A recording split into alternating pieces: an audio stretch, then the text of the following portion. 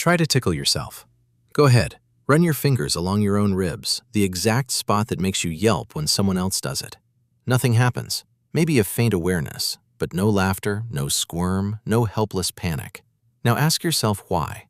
The touch is identical. Same fingers, same ribs, same nerves firing in the same skin. So why does it work when a friend does it and fail every single time when you do it yourself? The answer hides something strange about who you actually are. Your brain is not a camera quietly recording the world. It is a prediction machine. Every moment before you move a muscle, it guesses what is about to happen next.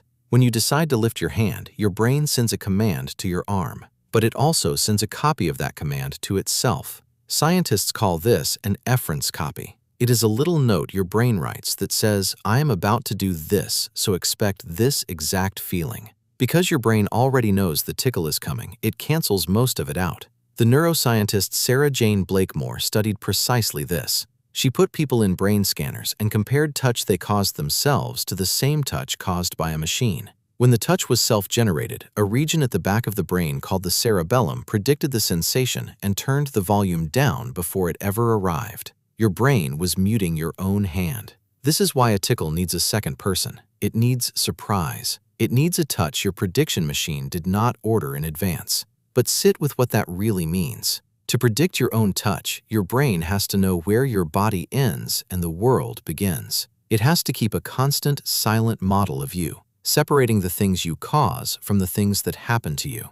That quiet line is one of the most important things your brain ever draws. It is the difference between self and not self. You feel it every second without noticing. When you walk, the world seems to hold still, even though the image on your eyes is bouncing wildly. Your brain predicts the motion you caused and subtracts it, so the room stays steady. When you talk, you barely hear your own voice, but a stranger's whisper cuts right through. Your brain dims what you create and amplifies what you do not.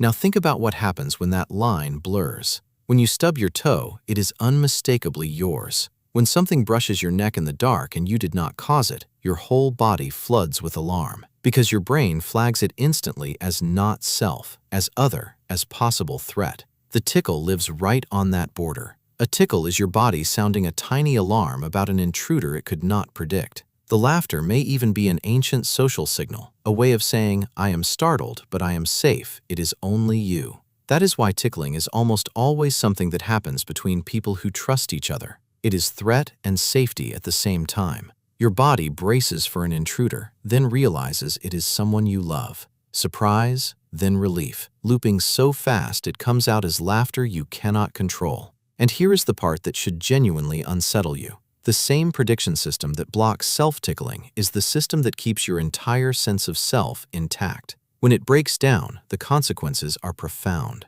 Researchers have found that people who experience certain symptoms of schizophrenia can sometimes tickle themselves. Their brains struggle to tag self-generated actions as their own, so their own touch starts to feel like it is coming from outside. The voice in their head can feel like someone else's voice. The failure to predict yourself becomes a failure to feel like yourself. So that boring little fact that you cannot tickle your own ribs is not boring at all. It is a daily, working demonstration that your brain is constantly tracking the boundary of you. Every unticklish moment is proof that the machine is running, drawing the line, keeping the self sealed. You spend your life certain that you know where you end. That certainty is not a given. It is a calculation performed silently billions of times by a brain that has to predict its own body just to keep you whole. So try to tickle yourself. You will fail, and now you know why. It is not a quirk of your skin. It is your brain quietly proving one more time that it knows exactly where you stop